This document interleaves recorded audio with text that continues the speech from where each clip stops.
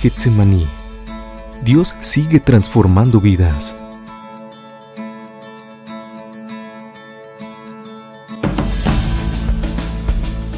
Si usted viene a Getsemaní, nosotros vamos a amarlo. No importa quién sea, ni cómo se vea, ni lo que haya hecho. En este lugar vamos a amarlo. Visítanos. En calle Jahumade 1211, fraccionamiento Camichines, en Ciudad Madero, Tamaulipas. Getsemaní. Dios sigue transformando vidas. Amén. Muy bien. El mensaje se llama El plan secreto del diablo. Busquen su Biblia. Segunda a los Corintios, capítulo 2, versículo número 11. Segunda a los Corintios, capítulo 2, versículo número 11. Este es un versículo muy interesante, porque el versículo dice, para que Satanás, así comienza el versículo, así comienza, para que Satanás, dice, no gane ventaja alguna, dice, sobre nosotros, pues no ignoramos, dice, sus maquinaciones. Si nosotros leyéramos este texto, lo comprendemos en su totalidad, se los voy a volver a leer. Para que Satanás no gane ventaja alguna sobre nosotros. O sea que lo que está diciendo el texto es que Satanás puede ganar ventaja sobre nosotros. Es lo que está diciendo. El texto dice que si nosotros ignoramos las maquinaciones del diablo, entonces Satanás puede ganar ventaja sobre nosotros. ¿Cómo vamos a lograr que Satanás no gane ventaja sobre nosotros? ¿Qué dice la Biblia? Conociendo sus maquinaciones. Entonces la pregunta es, ¿usted conoce las maquinaciones del diablo? Pues de entrada, la primera vez que leemos esta palabra maquinaciones, así está como que ni siquiera sabemos qué son las maquinaciones, ¿no? Entonces a lo mejor mucho menos sabremos cómo el diablo está trabajando en nuestras vidas. Les voy a decir, ¿qué son maquinaciones?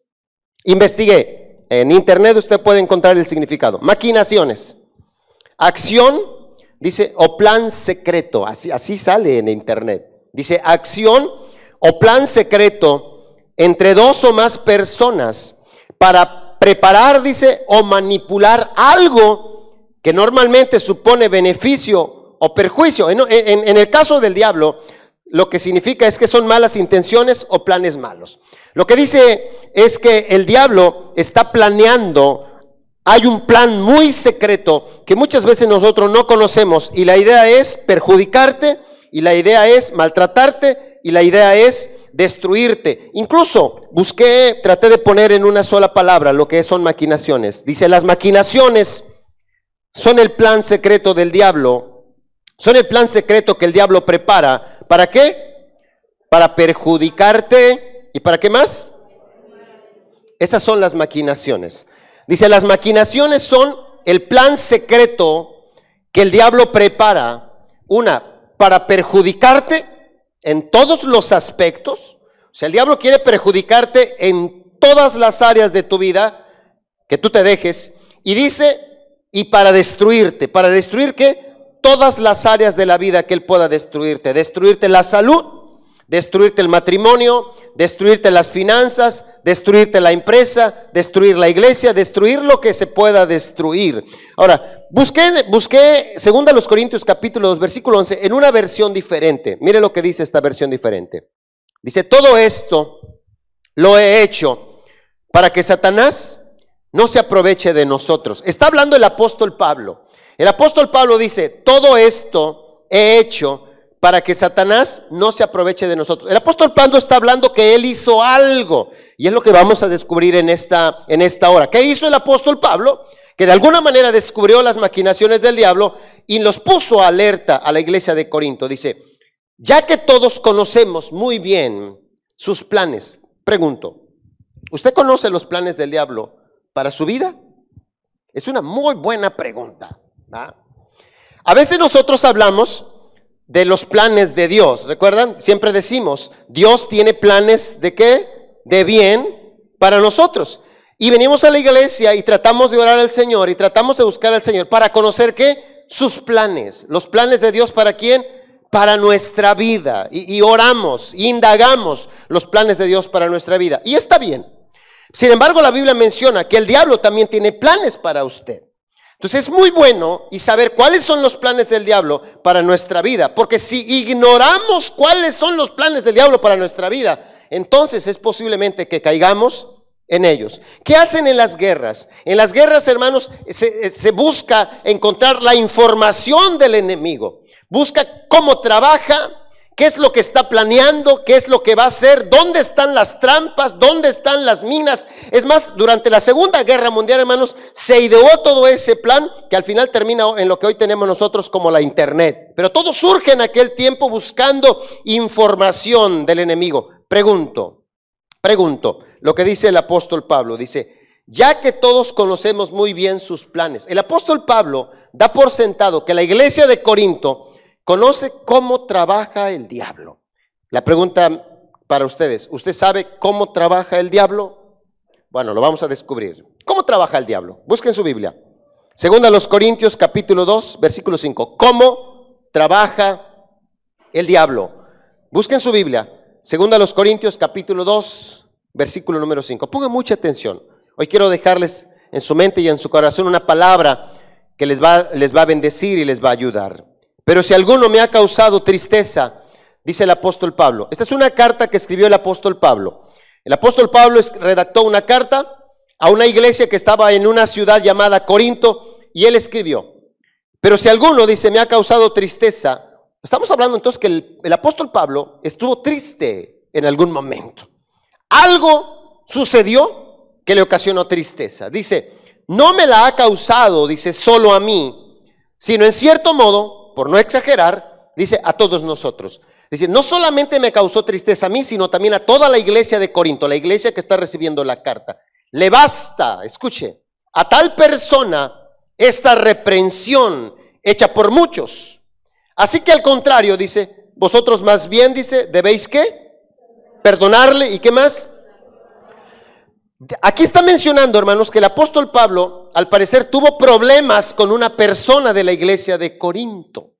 Y esa persona ocasionó que el apóstol Pablo estuviera como triste. Y no solamente él, sino toda la iglesia. ¿Quién era el apóstol Pablo? Pues el predicador de ese tiempo. Dice, para que no sea consumido de demasiada tristeza. O sea, la persona que había tenido problemas con Pablo también estaba como triste. O sea, los dos estaban tristes. Vamos a ver qué más dice. Por lo cual, os ruego, dice, que confirméis el amor para con él. Porque también para esto, escuche, dice, os escribí esta carta para tener la prueba de si vosotros sois obedientes en todo. Y al que vosotros perdonáis, ¿qué dice? Yo también. Porque también, dice el apóstol Pablo, subraya esta palabra, yo le he perdonado. Y si algo he perdonado, por vosotros lo he hecho en presencia de Cristo. Y aquí es donde viene el texto con el cual nosotros comenzamos. Es increíble, hermanos, que una situación que se suscita en la iglesia, una situación que se suscita entre dos personas, de ahí surge este texto. El texto dice, para que Satanás, dice, no gane ventaja, dice así, para que Satanás no gane ventaja alguna sobre nosotros, dice, pues no ignoramos, ¿qué dice? Sus maquinaciones. A veces nosotros nos imaginamos el asunto del diablo en cuestiones como del endemoniado gadareno, ¿va? De tal manera que vemos un endemoniado y decimos, no, nos retiramos. Pues está endemoniado, tiene demonios en la persona y habla feo y se retuerce y habla cosas malas y el pelo largo o anda desnudo, no sé, y todo. Sin embargo, pocas veces nosotros tenemos la idea de que el diablo trabaja de esta manera. Es una historia. Es una situación que está viviendo la iglesia y Pablo dice que quien está involucrado en esa situación, ¿quién es? Es increíble. ¿Se da cuenta? El diablo está involucrado. Al parecer, hermanos, había tenido Pablo problemas con una persona de la iglesia de Corinto. Es lo que menciona la carta. Al parecer, ahí en la iglesia estaba una persona con la que el apóstol Pablo había tenido un problema. No menciona qué tipo de problema, pero lo interesante es que debió haber sido un problema fuerte para que le hubiera ocasionado a Pablo, ¿qué? Tristeza. Algo, un choque, algo entre esas dos personas tan fuerte entre el que se congrega o tal vez algún líder y Pablo, el predicador o el evangelista o el pastor. Número 2, eso había generado molestia en las personas de la iglesia y le tenían coraje a la persona con la que Pablo había tenido el problema. La persona que estaba ahí en Corintio, todo el mundo ahora lo miraba con mucho coraje, ¿no? Ese fue el que tuvo problemas con el apóstol Pablo, y lo miraban, y cada vez que llegaba a la iglesia, muchos a lo mejor ni se querían juntar con él, y le tenían coraje, le tenían amargura, y cada vez que lo miraban decía, tú fuiste el que hizo que Pablo estuviera triste y por eso ya no nos visita. No sé. Dice la Biblia que empezaron a maltratar a esta persona que estaba allí. Tercero, es muy probable, como siempre pasa, que esto había generado una división en la iglesia. Es muy probable que posiblemente la esposa de la persona, los hijos o los familiares de esta persona, claro que no le empezó a gustar cómo las demás personas de la iglesia que estaban con el apóstol Pablo maltrataran a él. Es casi seguro que tu esposa o tu esposo, aunque a lo mejor tú hayas cometido el error, te empiecen a cobijar, ¿no? Y se empieza a generar en la iglesia una ¿qué? Una división. Unos están con la persona que hirió al apóstol Pablo y otros están con el apóstol Pablo, y se genera una división. Ese es el plan del diablo. La Biblia menciona que una de las cosas que el diablo busca es dividir. Es una de las cosas que él quiere hacer. En el cielo, ¿qué fue lo que hizo el diablo con los ángeles? ¿Recuerdan? Los dividió. Dividió a los ángeles, hermanos. O sea, tenemos que estar así como que alertas. Dividió en el cielo a los ángeles. Cuando el diablo vino a la tierra, ¿qué fue lo que hizo con Adán, con Eva y con Dios? Los dividió también. Y ahora en el siglo primero se está metiendo en la iglesia del siglo primero. ¿Y qué está haciendo en la iglesia del siglo primero? Está dividiendo. Hermanos, el diablo busca dividir. Una de las cosas que el diablo quiere hacer en tu vida es dividirte. Pablo revela la manera de deshacer los planes del diablo. Y ustedes lo pudieron leer en este texto. Pablo revela la manera de deshacer los planes del diablo. ¿Cómo se deshacen los planes del diablo? Según el apóstol Pablo dice, perdonar. Es increíble. La manera para deshacer los planes del diablo es perdonar. Y si usted lee la carta, muchas veces menciona, perdónenlo, ya lo he perdonado, perdónenlo, ya lo he perdonado. Yo desde acá ya lo he perdonado, ustedes allá también ya deben de perdonarlo. Una de las maneras de deshacer los planes del diablo, hermanos, es perdonando a las personas que te han hecho daño. Nosotros miramos las personas y jamás imaginamos que es un plan del diablo para dividir nuestro matrimonio, para dividir nuestra familia, para dividir nuestra iglesia, para dividir dónde trabajas, hermanos, dividirte con tu esposa, dividirte con tus hijas. Ahora, si nosotros perdonamos, el diablo no va a ganar ventaja en nuestras vidas. En el momento que perdones, en ese momento el diablo no gana ventaja en tu vida. Cuando nosotros perdonamos, en ese momento, hermanos, detenemos, escuche, los planes del diablo. Por eso cuando tú hablas a veces con personas, las personas te dicen, y no te voy a perdonar. Es increíble. Y a veces cuando las personas te han hecho mucho daño, ¿qué dices tú? ¿No lo voy a perdonar? ¿No lo voy a perdonar? Es increíble. ¿Cómo funciona esto?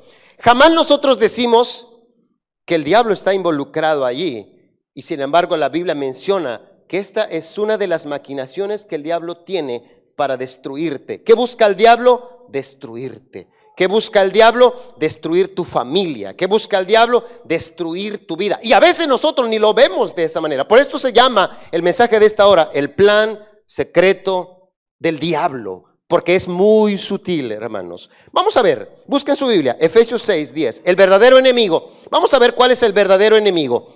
El verdadero enemigo, escuche, el verdadero enemigo no es tu esposa. Sí parece, ¿verdad? Pero no es tu esposa. Sí parece. Pues esquive nada más los sartenes, así esquívelos, esquívelos. Una vez andábamos en Sam's y Ruth me dijo, Max, ven. Estaba viendo varios sartenes así, eran como 5. Dijo, cómprame estos sartenes, están muy bonitos. Y yo fui y los agarré. Dijo, no, estos están muy pesados. Y que le toco para allá. Dije, no, lo que tú quieres es agarrarme con estos sartenes. Y entonces mejor les cogí unos que no pesaran tanto. Porque es que esos duelen mucho, hermanos. El verdadero enemigo no son tus hijos. Tus hijos no son tus enemigos. Yo quisiera que tomara esto, por favor. De verdad, por favor. Tus hijos no son tus enemigos. Tus padres Tus padres no son tus verdaderos enemigos. Tus líderes, tu líder de la iglesia o tu jefe en el trabajo, ellos no son tus enemigos. Esto es muy importante. Este es un plan secreto que el diablo tu suegra, yo creo que tu suegra sí es tu enemiga. No, no es cierto. Tu suegra tampoco es tu enemiga. O sea, no es tu enemiga, de verdad. Tu suegra no la mires mal. Pues que no vaya tanto tiempo a la casa, ¿verdad? Que se mantenga lejecitos. Efesios capítulo 6, versículo número 10. Yo amo a mi suegra. Casi no viene, por eso la amo.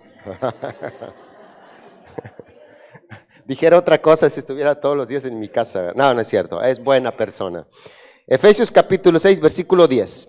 Por lo demás, hermanos míos, fortaleceos en el Señor, dice, y en el poder de su fuerza. Vestíos de toda la armadura de Dios, para que podáis estar firmes. ¿Contra qué? Contra las acechanzas del diablo, dice. Porque no tenemos, dice, lucha. Esto es importante. Contra sangre y carne, sino contra principados, contra potestades, dice. Contra los gobernadores de las tinieblas de este siglo, contra huestes espirituales de maldad en las regiones celestes. La Biblia menciona que no tenemos lucha, dice, contra carne y sangre. Ahorita voy a leer una versión diferente. Dice, sino contra principados, contra potestades. Dice, contra los gobernadores, dice, de las tinieblas de este siglo. Busqué en una versión diferente, Efesios 6:12. Dice, nuestra lucha no es contra los seres humanos, dice así.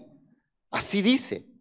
Nuestra lucha no es contra los seres humanos, sino contra los gobernantes, contra autoridades, contra poderes de este mundo oscuro, contra fuerzas espirituales que dice malignas del cielo. Dice que nuestra lucha no es contra los seres humanos. ¿Y con quién es con quien agarramos nosotros a pelearnos? Con los seres humanos. Nuestra lucha no es con ellos, hermanos, con ninguno. De verdad, con ningún ser humano que viva en la tierra, no es la lucha con ellos. Por eso el mensaje se llama el plan secreto del diablo, donde nos ha involucrado y empezamos a pelearnos entre nosotros, que llevamos la imagen y la semejanza de Dios. Busqué Efesios 6:12 en una versión diferente. Dice, porque no luchamos, dice la Biblia, contra gente como nosotros, sino contra espíritus malvados que actúan, dice, en el cielo. Ellos imponen, dice, su autoridad y su poder en el mundo actual. Nuestros enemigos entonces no son los seres humanos. A ellos, dice la Biblia, nosotros debemos de amarlos. ¿Sí sabe? Le preguntaron a Jesucristo, resume la Biblia, resume la ley. Dice, y amarás al Señor tu Dios con todo tu corazón, dice, con toda tu fuerza, y a tu prójimo, dice, como a ti mismo. Y alguien por ahí le preguntó, ¿y a mis enemigos? O sea, ¿qué les hago a mis enemigos? Dice, si tu enemigo tiene sed, ¿qué dice? Dale de beber. Y si tiene hambre, dale de comer. Es decir, y si alguien me anda persiguiendo, pues ora por él. Y si alguien no me quiere pagar, pues ora por él. Entonces, ¿qué dice la Biblia, hermanos? A los seres humanos nosotros debemos de amarlos, debemos de hablarles del amor de Cristo, debemos de compartirle de Cristo a todos los seres humanos, a todos. Pero pastor, me anda haciendo la vida difícil. No es la persona, y es lo que vamos a llevar ahorita, algo importante. Se da cuenta que en la iglesia se estaba suscitando algo y Pablo luego dijo, no ignoren cómo trabaja el diablo. Entonces, ¿qué tengo que hacer con la persona que me está haciendo la vida difícil? Perdónala. En el momento que la perdones, dice la Biblia, en ese momento vas a deshacer, ¿qué dice? Las artimañas del diablo. Es muy importante este concepto. Nuestro enemigo, entonces, ¿quién es nuestro enemigo? El diablo. Ese es nuestro enemigo. El diablo y sus ángeles. Ese es el real enemigo, no las personas. Y quisiera que tuviera este concepto, es muy importante. No son las personas. Nuestro real enemigo, hermanos, es el diablo y sus ángeles. El diablo usa a los seres humanos, pero ellos no son el real enemigo. Es importante esto. ¿A quién usa el diablo entonces? A los seres humanos. Usa a tu esposa, usa a tu esposo, usa a tus hijos, usa a tu jefe en el trabajo, usa a algún hermano de la iglesia. Tú llegas así como que muy contento a la congregación, ¿verdad? Y te peinaste, te pusiste tu ropa y nada más viene un hermano y te dice, ay, qué feo te ves. Ya te baja toda la moral, ¿eh? Te baja toda la moral. Y tú dices, ay, ya el mensaje ni le pusiste atención, ya ni cantaste. Tú dices, ¿qué se me ve mal? La ropa ni te combinaste. O sea, el diablo usa a las personas, ¿me explico? Y ya que hizo el diablo en nuestra vida, nos bajó toda la moral. El diablo usa a las personas, pero los enemigos no son ¿quiénes? Los seres humanos no son nuestros enemigos. A ellos debemos de amarlos, respetarlos, orar por ellos, bendecirlos. Esto es muy importante. Mire, va a quedar grabado esto, pero quiero comentarlo. Hubo un día que yo me enteré que alguien le había hecho daño a una persona a la que yo estimo mucho, ¿no? Entonces yo estuve con él, fui a verla, y estuve ahí con él. La persona estaba muy triste, la persona estaba muy dolida, y lógicamente yo le pregunté, ¿y quién te hizo daño? ¿Ah? No, pues fue fulano de tal. Mi corazón no se llenó de tristeza, ni de amargura, ni nada, solamente dije, voy a buscarlo y a ver de cuánto nos toca, ¿verdad? No dije eso. Pero sí pensé buscar a la persona. Pensé buscar a la persona para hablar con ella y de alguna manera preguntarle, ¿por qué hiciste tal cosa? ¿Por qué dañaste a tal persona a la que yo aprecio mucho, a la que yo amo mucho, al que le debo mucho, ¿no? Entonces, simplemente me subí al carro y ya nos venimos. Cuando venía yo en el carro, a lo lejos que veo a la persona, y le dije a Rod, mira, fulana o fulano de tal es. Y lo bueno que la persona pues no me vio, ¿no? Ya me fui. Pero yo tenía en mente un día buscarlo, un día buscarla, poder platicar y ver qué situación había pasado. Porque había una especie de amargura en el corazón de la persona a la que yo había ido a ver. El asunto es que cada día me lo encontraba. Cada día me lo encontraba. Y hubo un día que me saluda y me dice, pastor, Dios le bendiga, porque me conoce, pastor, Dios le bendiga. Yo pienso que la persona no sabía que yo había ido a hablar ya con fulano de tal. Pastor, Dios le bendiga, me habló bien. Entonces yo lo saludé bien, que bueno, ¿cómo está? No, pues aquí andaba echando ganas. Y ya me fui. Me lo encontraba tantas veces que Dios me lo ponía tantas veces. No tenía coraje, no tenía amargura, pero simplemente yo dije, necesito hablar con él y preguntarle qué pasó. Hubo un día que yo iba en el carro y lo volví a ver y Dios me dijo, dale dinero. Dije, no, ¿cómo le voy a dar dinero? O sea, se entera fulano de tal que le di dinero y va a decir, oye, estás conmigo en contra mía, ¿verdad? Pero no se me quitaba en la mente darle dinero, entonces yo me fui. Y no le quise dar dinero, pero cuando regresé, volví a estar ahí y Dios me dijo, dale dinero. Entonces yo saqué dinero y saqué la mano del carro y seguí manejando y él vio, le dije, te voy a dar dinero. Y a él lo agarró y se fue. Tiempo después lo volví a encontrar y detuve el carro y él me saludó y me dice, pastor, dijo, gracias por el dinero que me diste. No sabes los tiempos difíciles que he estado viviendo.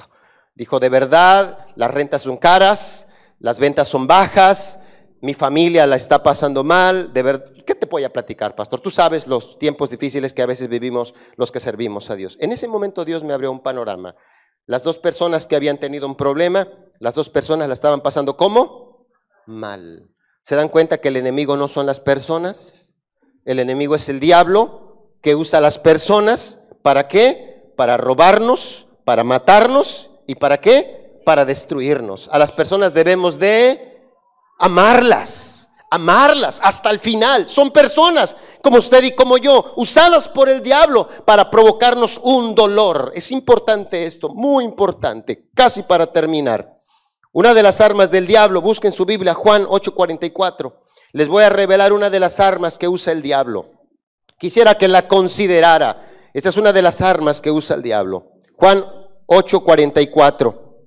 Una de las armas es la mentira. ¿Sí sabe? Esta es una de las armas que usa el diablo. La mentira. Es un arma muy poderosa que él usa. Dice la Biblia, vosotros sois, dice, de vuestro padre el diablo. y los deseos de vuestro padre, dice, queréis hacer. Él ha sido homicida desde el principio y no ha permanecido en la verdad. ¿Por qué? Porque no hay verdad en él. Cuando habla mentira, de suyo habla, porque es mentiroso, dice, y padre de mentira. El diablo, dice la Escritura, es el padre ¿de qué? De las mentiras. Si tú quieres saber quién es el padre de las mentiras, dice la Biblia, el diablo. Cuando nosotros mentimos, el diablo nos está ¿qué? Usando. Cuando nosotros mentimos en todos los ámbitos, entonces nosotros somos instrumentos del diablo en sus manos. Cuando tú mientes, cuando yo miento, dice la Biblia, entonces el diablo está usando nuestras vidas. Cuando nosotros mentimos, dice la Escritura, ¿nos parecemos a quién? Interesante. Cuando nosotros mentimos, nos parecemos al diablo. El diablo se vuelve nuestro padre. ¿Cuántos de ustedes les gustaría que el diablo fuera su padre? Yo no. O sea, yo no. ¿Usted sí? No. Porque el diablo es malo. El diablo jamás puede hacerte un bien, ni tiene ganas de hacerte un bien. La Biblia dice que él vino para matarte, robarte y destruirte. ¿Sabes cómo terminará el diablo un día? ¿Quieren saber cómo terminará el diablo un día? Mateo 25:41. Ahí dice cómo va a terminar el diablo un día. Entonces dirá también a los de la izquierda, apartaos de mí, dice, malditos, al fuego eterno. ¿Para quién es preparado el fuego eterno? Para el diablo. ¿Y para quién? Y para sus ángeles. Ese es el destino del diablo. La Biblia menciona que el diablo un día terminará, ¿dónde? En el infierno. O sea, el diablo un día terminará, dice, en el fuego eterno. Ese es el destino y ya está escrito. Lo interesante es que está escrito dónde va a ir. Pregunto, ¿te gustaría acompañarlo? ¿A alguno de ustedes le gustaría acompañarlo para que no se sienta solito? Tenemos idea de que la persona dueña del infierno es el diablo. Esa es mentira. Tenemos la idea de que en la entrada está ahí el diablo, con su trinche o tenedor es allí. Y adentro están todos los demonios atormentando a las personas. La Biblia menciona que no. ¿Saben quién es el dueño del infierno? ¿Alguien sabe quién es el dueño? Dios es el dueño del infierno. Dios es el dueño del infierno. Y el infierno fue creado no para que el diablo se vaya a pasar un fin de semana allí. No, la Biblia dice que el infierno fue creado para atormentar, para mandar, dice, al diablo y a sus ángeles a ese lugar. Ahí está. Así es que si usted quiere acompañarlo, pues usted me dice, ¿verdad? ¿Podemos orar por usted? ¿verdad? Yo no quiero ir a acompañarlo, yo no quiero. Busquen su Biblia, Apocalipsis 21:7. El que venciere, dice, heredará todas las cosas. Hay una decisión que tú debes de tomar. El que venciere, la palabra vencer se refiere a tomar decisiones. Debes de tomar decisiones. El que venciere habla de una actitud de ¿qué? De lucha, de una actitud de tomar, de una actitud de caer y te levantas. El que venciere heredará todas las cosas, dice, y yo seré ¿qué? Su Dios. De verdad yo quiero conocer a Dios, yo quiero conocer el rostro de Dios, estar allí, conocer a David, conocer a Pablo. Pero dice la Biblia, tenemos que tomar ¿qué? Decisiones.